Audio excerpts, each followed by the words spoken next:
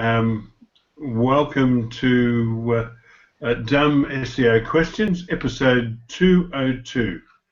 Each week we meet here to answer the questions asked on the SEO Questions community on Google+, the Dumb SEO Questions page on Facebook, and you can also ask questions via Twitter on Dumb SEO QS.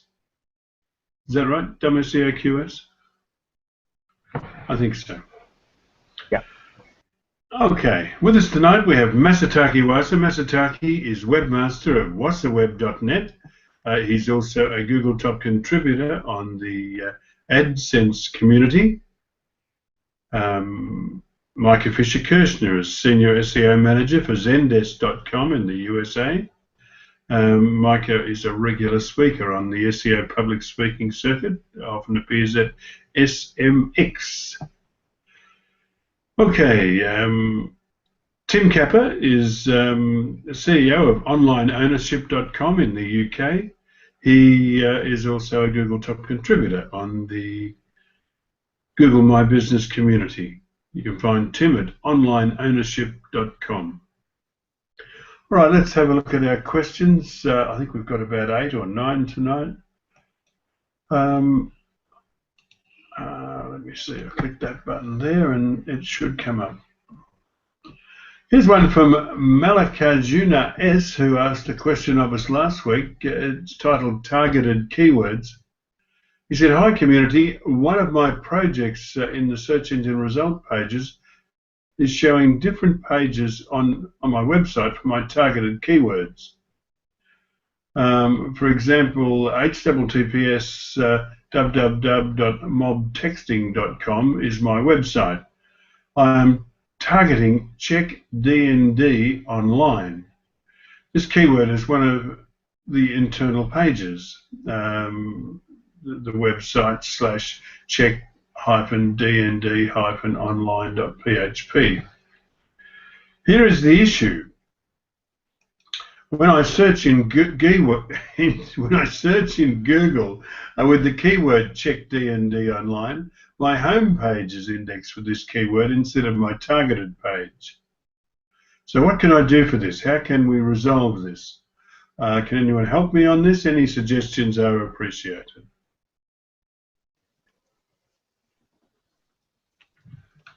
For Dave Elliott, since he doesn't know, DND is probably do not disturb. So, not D&D, the board game.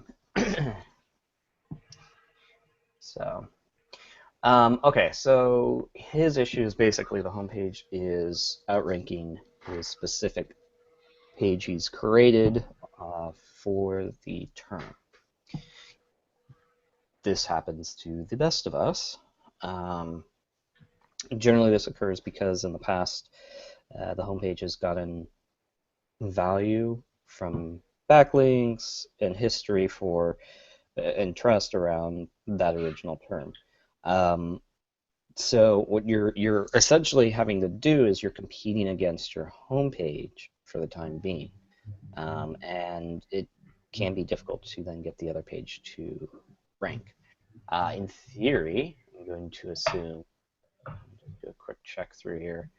Yeah, so you've got that, already in your navigation. What it means basically is more outreach is going to be needed across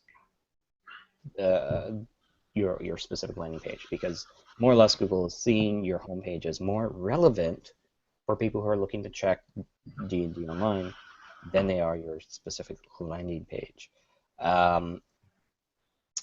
Within that, let's see. Who's checking? I mean, the thing about that, at least off the top of my head as I'm looking through it, your content is thrown under tabs. So those content that you have under tabs are going to be valued less. And so, while the homepage, all the content there on that is as you scroll down. So there may be an issue as well with kind of some of the way that the page is designed, that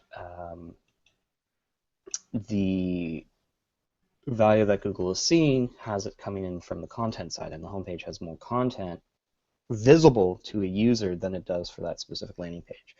So you may want to try, if you want to try something real quick, comparatively, I would suggest pulling the content out of the tabs and have it be visible without having to click on a tab, and see if that helps. If that doesn't, there's a good likelihood that you have history with the homepage being relevant, and so you need to get a lot more promotional value, aka links, out of the landing page that you've created.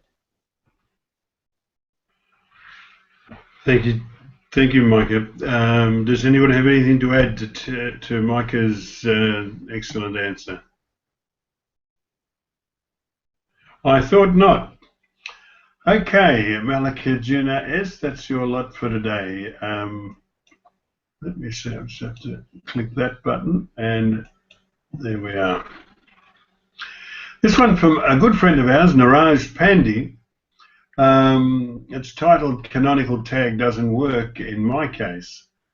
Niraj said, hi community, I have some URLs in Ajax load / Delhi ASPX hashbang tomorrow and Delhi.aspx hashbang 14 org.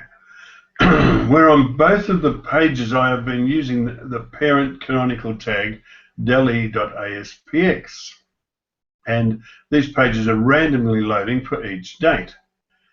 Now I checked that in search results, Google is showing 2 results for each page. That's because of the hashbang. Google does see them as 2 different pages. He said, despite the fact that I'm using the perfect canonical tag, please tell me if it could be handled in a better way. Was I right on the hashbang, Micah? I think that's right, isn't it? Say again? Was I right in saying that Google or Googlebot sees the hashbang as a different page, even though it's only part of a page? Yeah, generally so. It's seen as a separate page, yeah. So, without seeing the URLs themselves, things that you need to be careful of is that you may want to check both how the page is cached as well as what Google is crawling inside of Google Search Console. It may be the case that when Google loads the page, they're not seeing the canonical tag. And that's because you're basically doing some AJAX load. It may be the case that the page is rendered without the canonical tag in there at the start.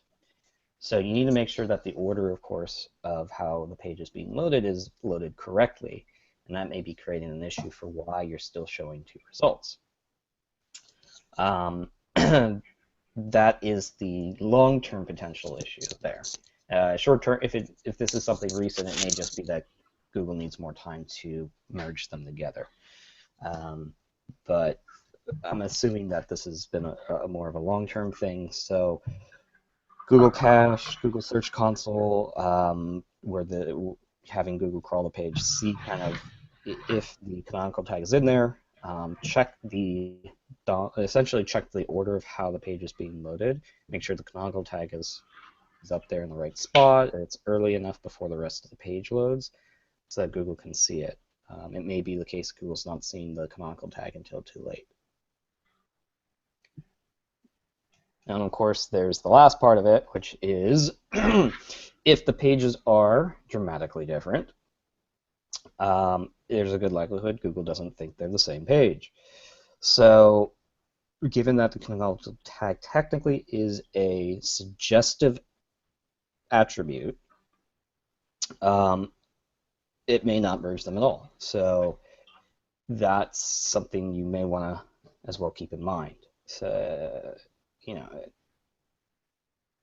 that's you may just be stuck with that if that is the case.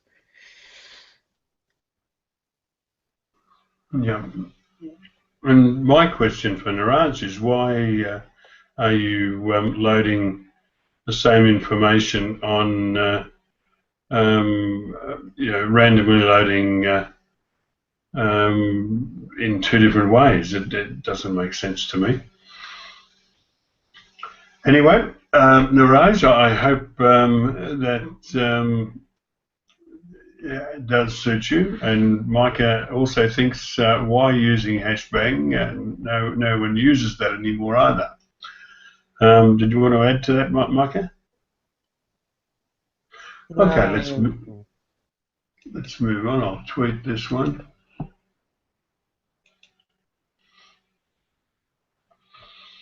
Suresh Kumar asks a question. He said, my pages are not getting crawled. Why?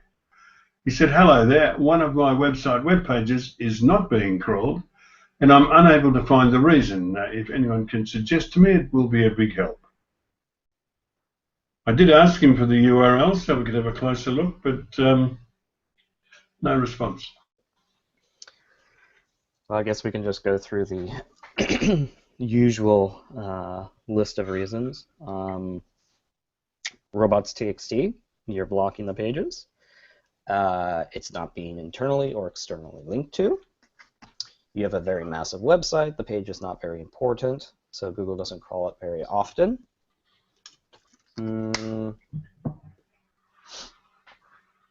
Let's see. What else? Page is low quality on the whole, so Google's just weeding it out. It's been flagged for spam or other types of issues. All of your internal links going to the page are no followed, so Google won't crawl through. Those are kind of some of the quick things off the top, but without kind of reviewing some of the URLs, it's hard to say. Okay. Anybody else?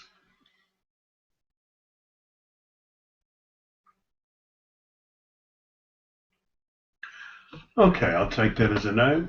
Suraj, that's what we have for you this week. If you require further clarification, please ask us again. All right, this one from Louise Lee regarding rankings on desktop and mobile. If you have a responsive website, will your rankings on desktop and mobile for a given keyword be the same? If you have a mobile subdomain, is there more chance that the ranking will be different as you're looking at two domains? I look forward to your talk, to your thoughts. Thanks.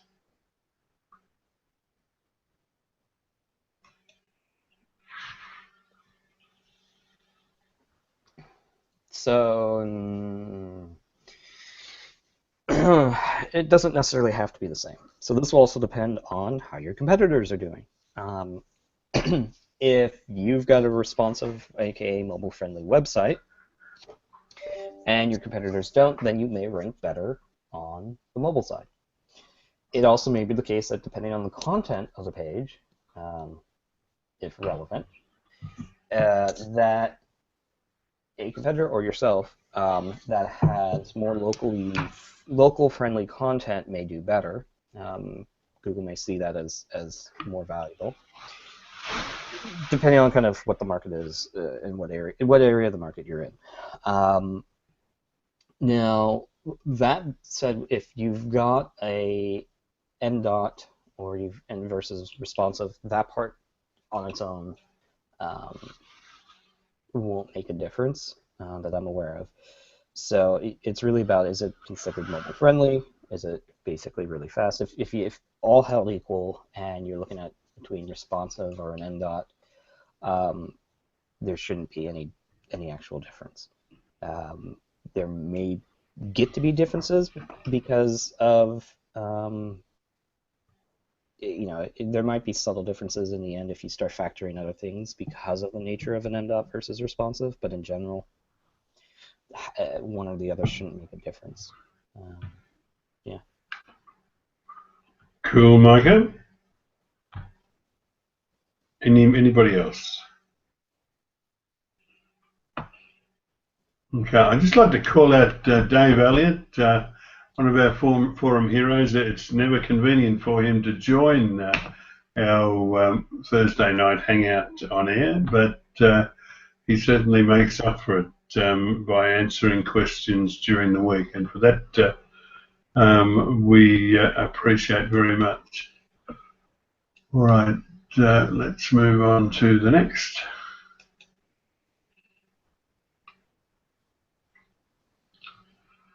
This one from Crew O Travel.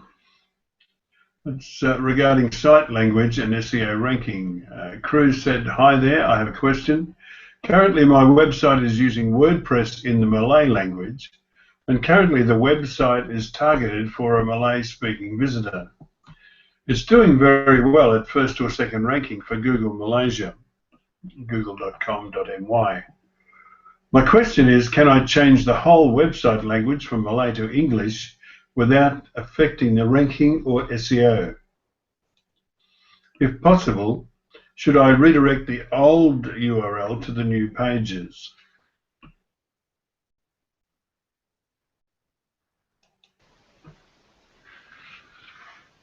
I'm slightly confused.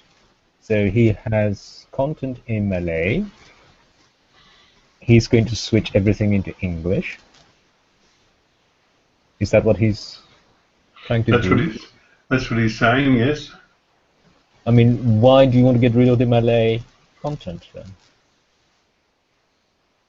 You know, you're ranking well for searches in Malay. My thoughts exactly, Masataki. So, you know, he could create another site in English with, you know, the content that's translated into English, perhaps. Yeah, I'd be with Masa on that. I wouldn't redirect the Malaysian content. I would just create a separate area for the English content.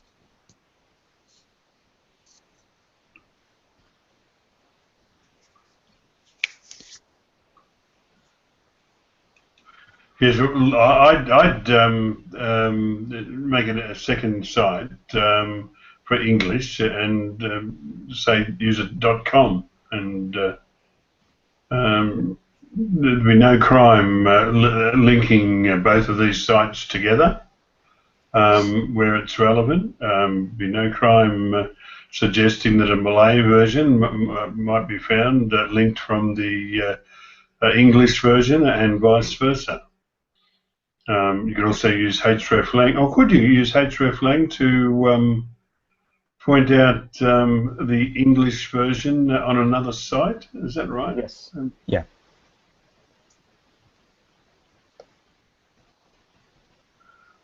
Yeah, so yeah, that's definitely, and certainly I wouldn't be mucking around with a site that's performing well.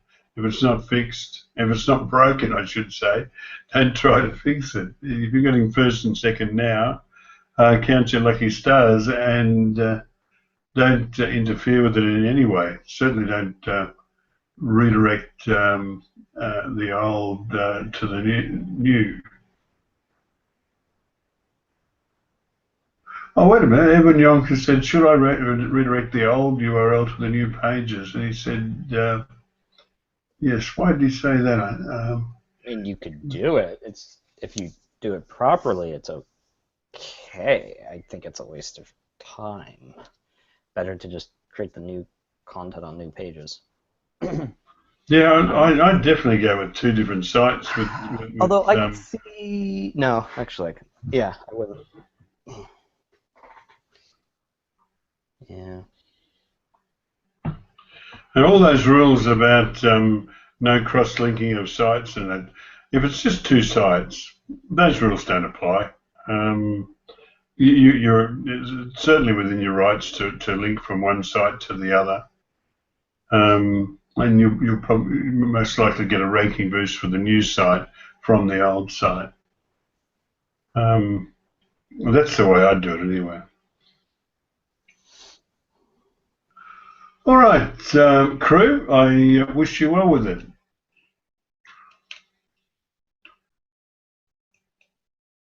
Our next question is from Claudette Parry. That'll perk up, Tim.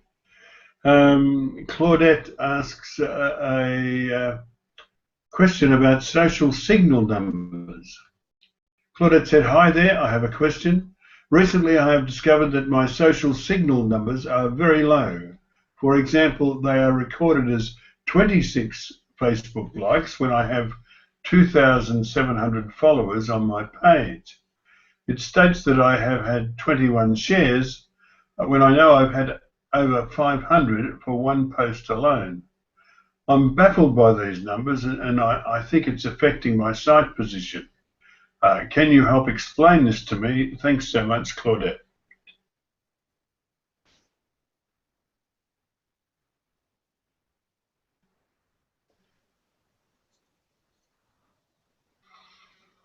Okay, so it is possible. Okay, so let's see if I get this. There's a likelihood that the Facebook number being shown is how many people like your homepage, and not many people who have actually liked your Facebook page, aka your followers. It's possible that you've put in the wrong code so that you're showing the likes of the home, aka you're basically not showing the how many people like me. You're showing how many people like my homepage.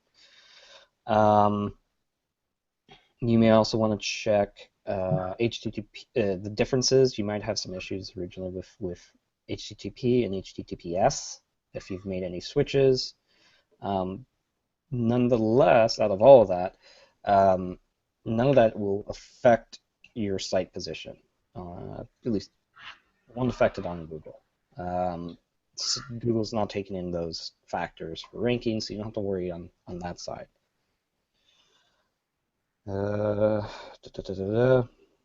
Same thing maybe with the shares. It may be the fact of the HTTP and HTTPS. So if you're creating them and they're seen and made as different pages, and you haven't merged them into one, that may be why you're seeing different share numbers.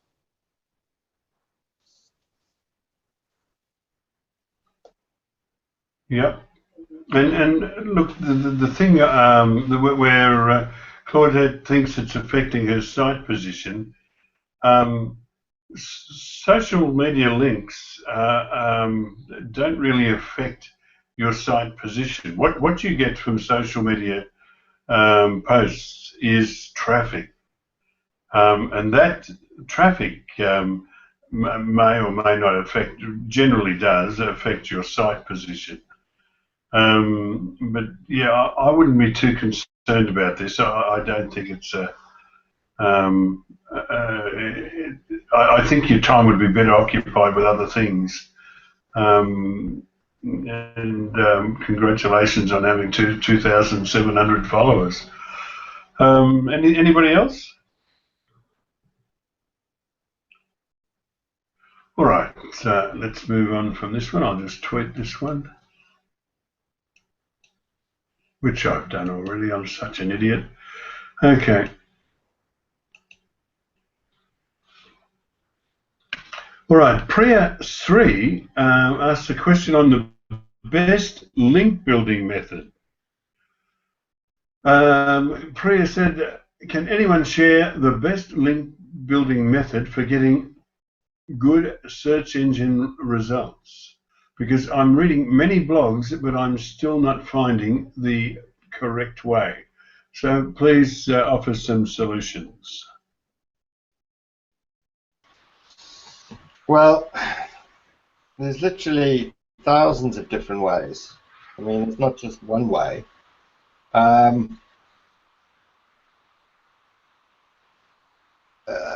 You know, essentially, you need to. So, in an ideal world, if your website or product or whatever you were selling was just like absolutely massively amazing, people would naturally want to write about it, okay, and then obviously include a link. So whether it be about the company, the business, or a particular product that you sell, or what you do, your ethos, you know, all sorts of different things. So what you need to do is kind of recreate that, because obviously, unfortunately, very few businesses have this massively amazing kind of product or business, and equally don't have, you know, hundreds of millions of advertising budget to make the product look amazing, like a Nike shoe. I mean, a flaming shoe, but you know, they spend a couple of million creating a great ad and people go nuts for a shoe. Okay. So essentially, you want people to talk about your product, company, business, whatever it may be, and link back to you. So how are you going to do this? Well, essentially, you need to find a way. Firstly, you need to understand who are the influencers or people out there that can potentially write about your product. So if you're selling pink fluffy elephants, you're not going to be reaching out to a science tech blog or an electrical wholesaler, you know, or a car manufacturer. Okay, so this is the first thing you're going to do, is you're going to need to document and split down all the potential people, high quality articles, you know, blogs, even newspapers, you know, online have different kind of categories, or you know, different fields that people write about. So check those. Are things there available? And then, of course, break it out further. Could my site and product actually fit into, for example, more general lifestyle kind of sites? Would they be interested in something like this? So create, you know, primary and secondary, and basically list them all down. So then essentially what you want to do is, essentially you're going to understand who's writing about what. So you could break that list down further into who are the authors and what are their social profiles, and you know, we can start following these people. Then you need to start engaging and building a rapport with them without trying to push or sell, or you know, just normal interaction on a human-based level through the social. And so this is why things take time. Some of those that you've identified may actually take guest editorials or guest posts, guest articles. And then you can, you know, obviously send them an email and pitch an idea to them based upon how they are, or on what they write or their style. The other one is, you know, some of these you apply to be an author.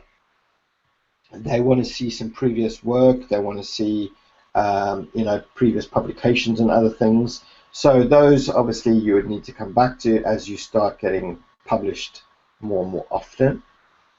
Then, of course, that's ideally targeting those kind of things. Then there's other things, depending on, I mean, I don't know what you do or whatever. So, for example, in terms of, I spend a lot of time in the hotel marketplace. Drinking shandies. Sorry? You spend a lot of time in the hotel drinking shandies. Fuck off. Sorry about that, Priya. You know, you get these pricks that interrupt you all the time, mate. Anyway, so for example, I spend a fair bit of time in the hotel kind of space. One way that we look at a lot of things is we literally target the most influential guys out there. And because we've got a hotel, and because you have a low season, you've got an empty bed, which literally costs you bloody nothing. For a couple of nights, you send out the invites. Now, we're not going to get into the question of paid for links and all that. You know, you're just talking about link building here, so that's a whole nother story. So that's another way. Marketing events. You know, we've done marketing events for a launch of a product where you build up to it massively, and then of course you're using normal journalists. You're getting them in. You're getting all the bloggers in. You're getting etc. You get them to attend the event, which generates hundreds of articles for you and hundreds of links, and then those ultimately get shared and other people, you know, etc., etc., etc. But that is outlay. That's going to cost you money, obviously, to create a promotional event around a particular product or whatever. There's obviously other ways, depending on what your, you know, depending on what your market is as such. Could you do something in terms of video? Could you get something, you know, a production done, which would be massively shared out there? Could you create something on your site? Essentially, a link is when somebody finds something of value that they obviously want to link to you. So could you create something on your site in the sense of a guide, a calculator, something that, you know, someone's done perhaps, but you can create something better. Can you if someone maybe hasn't done one, can you create something even better? That essentially people in the industry or people that kind of use the product would find fantastically brilliant. I'll give you an example. I worked on this one I'm talking about. I did a bit of work with a nail polish company. We created a you know, like basically a woman would take a picture of her hand, because every hand is sort of different and nails are different and skin tone and things like that. You would take an image, you would upload it, and it would load it into like the sort of color palette. Then you would have all their color palettes and the exact matching color palettes, and you could paint your nails, and then you would see exactly what that particular color would look like with your hand and your skin tone. Of course, then there's a social element. So once your hands are done, hey, I can share my new nail polish to ask all my girlfriends about what do they think about this nail color, and of course, people then can link to that, and then of course it's also got a link to the particular nail varnish itself, so that people could purchase it, etc., etc. Generated, and still is generating links month on month on month. So that's an example of that way. So the point is, there's no one way of link building. You know, there are thousands of ways of link building. You've just got to use your imagination. But the crucial thing is it takes time. So all of these take time. Some of them cost money. But essentially they will all take time. Because you're building up a relationship. And once you've started or created that first relationship with, whether it be a blogger, a journalist, you know, it gets easier, and of course you can pitch ideas, etc. And of course those people that you engage with and build up a relationship with, if you ever wanted to launch an event at some particular point in time, you've already got that relationship together with them to actually make an event, for example, generate or go, you know, work better in you know, than a one-off that you've never really done. Or so look, there's literally thousands of ways. You kind of just need to use your imagination. There's not one way, there's tons of ways. So anyway, I hope I gave you a few ideas. Fantastic, Tim. Does anybody have anything to add to Tim's excellent answer? I thought not. I see David Rosam has joined us. David is old. David is so old that he got a valuation on the Antiques Roadshow. He's a copywriter of 30-odd years standing. A very high valuation on the Antiques Roadshow, I will say. He's been an SEO for 10-odd years, and actually, I think he invented the internet. Anyway, David can be found at writingforseo.org. All right, let's move on to the next. I think you've got here just in time for the last question. No, you missed the last question. Anyway. You see, all right. I don't have to get this very old brain cell of mine up and doing things. No, that's true. Now, here's well. First of all, I should say that we've done it again. We've answered all of the questions asked on the SEO questions community, and now we move on to the SEO news community, where we do our regular SEO weekly news roundup.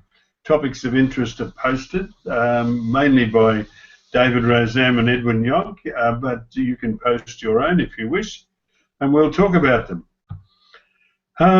All right, this one was shared by Micah Fisher-Kirsten shared, and he said, AMP breaks out of news into the Google main search results. Tell us about it.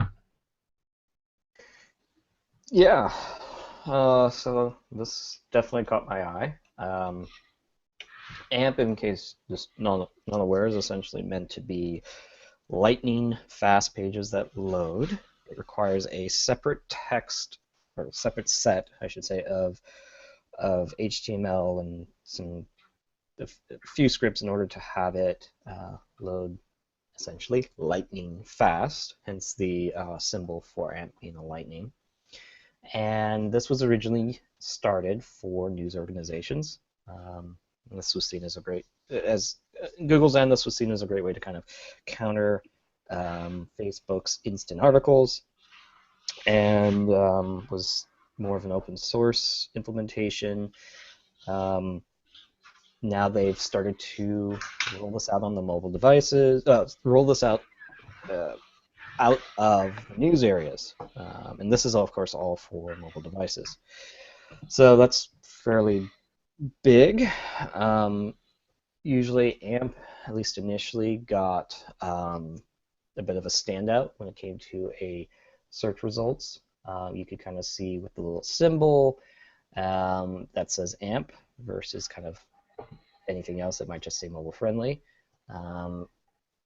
The question, of course, from here on forward will be how this will play out with actual searchers. AMP is not very well known outside of mostly the news areas. Mostly people wouldn't recognize that, oh, this uses something unique, or that it's additionally faster. And Google is trying to get that imprinted upon searchers' minds. However, all said, if you have a just as fast of a site as how AMP works, then neither of the two will be weighted heavier. Basically, Google is pressing its thumb on the scale to try to increase the speed of the mobile web, and the way they're doing that, whether you agree or not, is through highlighting and promoting its own preferred open source version of HTML via AMP.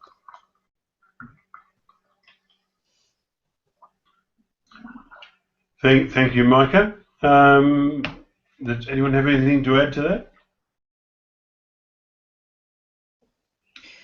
I guess I can add to. I mean, and I need to respond to Tad too on this. Yeah, it's a bit of a different change up here from things in the past. Usually, yeah, and I don't know kind of the reasonings behind it, but usually, like if you go back to schema, this was something that was agreed upon with all the major US-based, at least major search engines, being Yahoo at the time. This time AMP doesn't seem to be merged with anybody else. This seems to be just Google's own kind of pushing, and I don't know if that's because of being not caring, or if they don't want this to be perceived as some type of collusion in the past, that maybe it didn't work for them or doesn't work out well, or they're just jumping forward.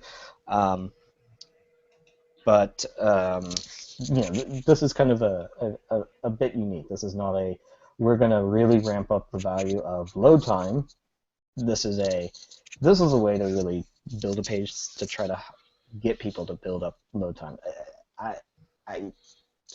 While I recognize why they're doing this, I don't think it's appropriate to try to create a whole new set of, a limited set really, of HTML as a way to do so. I think it would have just been better if they just ramped up the value of load time so to encourage the web to try to, mobile web to do a better job. I don't think it all needs a separate set of HTML for that. I think they should have provided ideas and examples, but building its own set and forcing devs to create a whole new set versus just make it really fast, I think that kind of is the wrong approach, personally. Yeah. Excellent. I don't know if we've got another news item, but let's see. No, we don't. Well, look, just before we go, I'd like to thank people like Kyle Hawke and Dave Elliott and Tim Capper and all the people that answer questions on the SEO News questions community, I should say, through the week. It's an invaluable service and it's appreciated. All right, we'll be back at the same time next week to do this all again, but for now, it's good night. Thank you for watching. Your interest in what we do makes what we do worthwhile.